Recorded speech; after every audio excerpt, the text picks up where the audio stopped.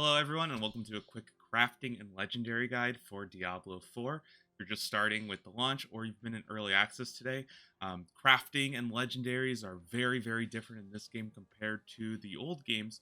So it's really important that you get yourself familiar with the system because this is going to be the main way that you're going to create some of the best and most powerful items in the game. To let you basically propel your character and become an absolute insane character. So it's really important to get yourself familiar with it, and things have changed quite a big deal. So let's go ahead and start with the fact that legendaries now are a little bit different. They're not really the same legendaries that you might be used to in Diablo 3. They're still unique items, so something like this razor plate. You can see it's just a unique item. It has a specific special effect where it just gives you a bunch of thorns. That's kind of what we were used to with legendaries in the last game. But legendaries are a little different now. Now it's kind of like enchants that will tie onto your gear. So, for example, this one is called a Circle of Ancestral Force, and it has a buff to Hammer the Ancients. Now, it's one thing that's really good to note for these legendaries or for any time you're crafting is I would highly encourage you to go to your gameplay settings in the options and turn on advanced tooltip information. This is really important because it's gonna help you see the roles of your gear so you can actually know how good it is relative to what you can get. You can also turn on advanced tooltips compare, but personally, just that gives me a little too much information, so it becomes actually harder to parse through what's good or not. So because of that, I can see Hammer of the Ancients, and it can roll from 32 to 50%. And I got a 46% roll on this, which is, it's actually pretty good. However, my rings are already good, right? So what can I do with this item? Well, I don't want to just disenchant it because, again, the only thing that matters is that I get this Hammer of the Ancients ability. So what I can actually do is I can remove the power, the legendary power from this item, and put it onto another item.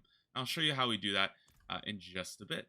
So what we can do is we can go over to the occultist, which is going to be found in your town, um, and we'll go ahead and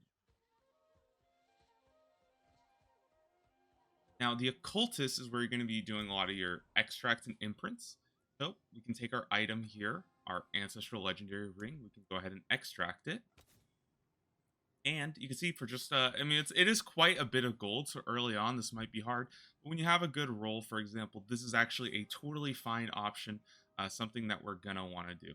We can go ahead and extract that item. And if we go over to our aspects tab, you'll see there's my new offensive aspect of Ancestral Force. And it's going to retain that 46% that we talked about earlier. So now that I have my aspect, I need the other part of creating a strong legendary item. And that's going to be a strong base item. Really, the key to creating strong items in this game is to find a powerful roll on a legendary, and then you want to imprint it onto a very strong yellow or a legendary that's going to work for you. So in this case, I'm going to be using this mace for like my Hammer of the Ancient builds. Don't worry too much; it's probably not perfect stats, but this has pretty decent stats. So I can go ahead and put it here, and then from my inventory, I can look at my aspects and go ahead and put it in the slot. You'll see that there's a couple different colors and shapes here. This just correlates to the tier of armor that you got it from. White being regular, yellow being sacred, and blue being ancestrals. That's like the three tiers of armor in the game that unlock as you progress into World Tier 3 and World Tier 4. And unfortunately, it doesn't really matter. The rolls are exactly the same regardless of where you pull them from. So what you can actually do is you can pull an item such as these white ones from a regular armor piece, and then you can later on put it into a strong yellow sacred or strong yellow ancestral piece of gear, and you'll be able to still create that strong legendary item. So you see here, we're going to go ahead, take our Demolisher Spine. We're going to put in our new aspect that we pulled from that ring. And the really cool thing, as you can see here, is it's going to show you what item types you can put these in. One-handed, two-handed, gloves, amulet, and ring. And two-handed weapon slots and amulets are very special because they're actually going to buff that. So if we want to do a Hammer of the Ancients build, the Hammer of the Ancients dealing more damage is probably going to be a pretty important part. So putting this onto a two-handed weapon is actually going to double the effect. So you remember that 46% number, now it's actually going to be 92% AoE damage with your Hammer of the Ancients because you're doubling it in that two-handed weapon slot. This is really important because your amulet and your two-handed weapon slots become very vital to putting your most important legendary aspects in. So even if you get them on like a ring, you can later move it into another slot. Barbarian's really cool because we actually have two two-handed slots, and you do get the passive legendary effect from both doubled, which is great. So I can go ahead and imprint this aspect, and there we go. I've just created a completely new legendary that has that exact same Hammer of the Ancients thing, that I can use that for my Hammer of the Ancients build in the future, and that ring is gone. It does eat up that aspect, so that's gone as well, but I do have a new legendary. One thing to know about this is that once you've imprinted a legendary once, you cannot extract it again. So if I go to my extract tab, you can see I can extract it from this one because this one doesn't have the imprinted thing. This one does have imprinted, so I'm not able to use it. You can see that some of my gear, for example, this armor one, it's really great that if you get a very strong perfect roll and it's a really good piece, it's actually kind of like you're getting double value out of it because I can use this item, and then later on down the road, I'll still be able to extract this once, and that's going to be a really convenient way of using that same perfect roll for a long time. Now, one thing to note is that can, however, take an item that's already been imprinted and I can put in a new one. Now, if you're wondering about the Codex of Power, essentially, this is going to be a starter set of powers that you can get from all of the random side dungeons that you'll find throughout the open world. It's good to know that you can get the starter set for every single class on one character, but you can filter it to your class only. And the different icons are going to represent the different types of abilities you can get. Defensive with the shield. This is anything that's going to give you some kind of damage reduction or boost your survivability. Offensive are your main, kind of build defining stuff that really are going to pump how much damage you're able to do. Resource with this little fire or wind icon is going to be anything that gives you more of your resource. And most classes do tend to be quite resource starved, so these are quite important. Utility are a little bit more niche, and tend to kind of fit into some very specific builds. They kind of have some random procs or effects, and then mobility, of course, is going to be anything that gives you more movement speed, which we love to see more movement speed in ARPGs. Now that we've created a great legendary, what we can actually do is a couple other things we can do to make it even better. First and foremost, I want to go over to the blacksmith. Really important thing about the blacksmith is the ability to salvage your piece. So if I go through, I can actually go and salvage all this random gear that I don't need, and you can see I'm getting materials at the bottom, silver ore, iron chunks. You might be familiar with things like veiled crystals.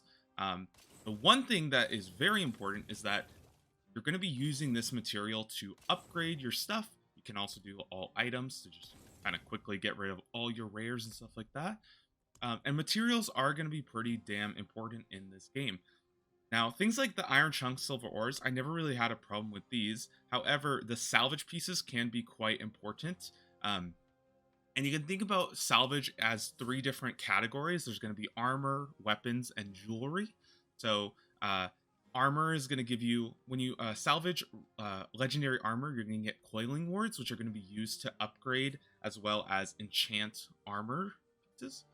Abstruse sigils is going to be for jewelry, so if you want to upgrade or enchant jewelry, you're going to need that. You're going to need to disenchant legendary rings and amulets. And then disenchanting weapons is going to give you the baleful fragments, which is going to be used to enhance any of your weapons. You see here, let's say I want to get rid of this helmet. We know we're going to get some coiling wards from it, and you can see right there, a coiling ward is added to our inventory. Let's take our piece, and what we actually want to do is go and upgrade it. It's actually really cheap early on to upgrade things. You can see I have like 1,800 of these, only cost 14, and even the gold costs not that much. So this is going to add a little bit of item power. Starts at 680. Let's say I upgrade it once, it's going to get 5. Upgrade it another time, it's going to go up to plus 10. Again, it's going to go up to plus 15. And the cool thing is that giving yourself three power-ups on all of your gear is actually pretty cheap. It only starts to get a little expensive to get it up to level 4 because you're going to start using the legendary salvage, which can be a little bit difficult, and you're going to have to be careful with how you spend that. If I upgrade it one more time, you can see I'm also going to have to start using Forgotten Souls, which you're going to get from the Helltide event, which unlocks in World Tier 3. So and it costs even more baleful fragments. So it does cost quite a bit to upgrade to tier 5, but I would definitely recommend upgrading to tier 3 if you have, the veiled crystals and stuff like that. You can also see that the money cost does go up quite a bit if you're going to have to play a bit of a balancing game between salvaging your yellows and blues that you're getting and then just selling them for raw gold, because raw gold is going to be quite important as you progress through the game. But amulet and jewelry is a little bit different. You're going to want to go to the jeweler to upgrade. And you can see here, my rings are already fully upgraded, but you can't go to the blacksmith and upgrade it. You would have to go to the jeweler. The jeweler is also really important for adding sockets. So, for example, my pants, I can add another socket to them. And this is going to use scattered prisms, which you get from the world boss typically. So I can go ahead and add a socket, and I can put another gem in there. So now I have 2 blue gems in there. You can also unsock it whenever you want. It's a really cheap cost. If I take that out, and obviously I'll put it back in. But you can also craft gems here. You do get quite a bit of gems, so it's pretty easy to do this. And I would use gems fairly liberally. But one last thing we can do to really take our gear to that kind of final level is to go back to the occultist and enchant our items. So let's take these pants that I got. And I don't really care about charge, so I'm going to re-roll that. It does cost quite a bit of money, and it gets, really expensive. So we can go ahead and re-roll this, and instead, let's go for something like potion capacity, okay? Not a big deal. I don't really care for it, but we'll replace it. And you can see that actually, as you go and re-roll more, it's going to get exponentially more and more costly as far as gold goes. So just be careful with re-rolling too much. But you can, enchant once or twice. Just try to get some kind of slot that you don't really like. You can try to get that into some. This is sort of like your absolute end game, collecting a lot of gold and a lot of materials, so you can basically keep re-rolling into, some perfect thing. And this kind of is nice because if you have like 3 really good stats, but the 4th one kind of sucks, you can re-roll it into something that's actually workable with your build. That's pretty much it when it comes to legendaries and crafting. Again, that's really where most of this end game, kind of like building your character, comes in, is getting really strong yellows, or you can even take another legendary and then imprinting a better or a perfect legendary roll onto it to create like a perfect legendary for your build. But good luck in your journey. I hope you guys are all enjoying the game as much as I am, because I've been playing it to hell. No pun intended. And I'll see you all in another video.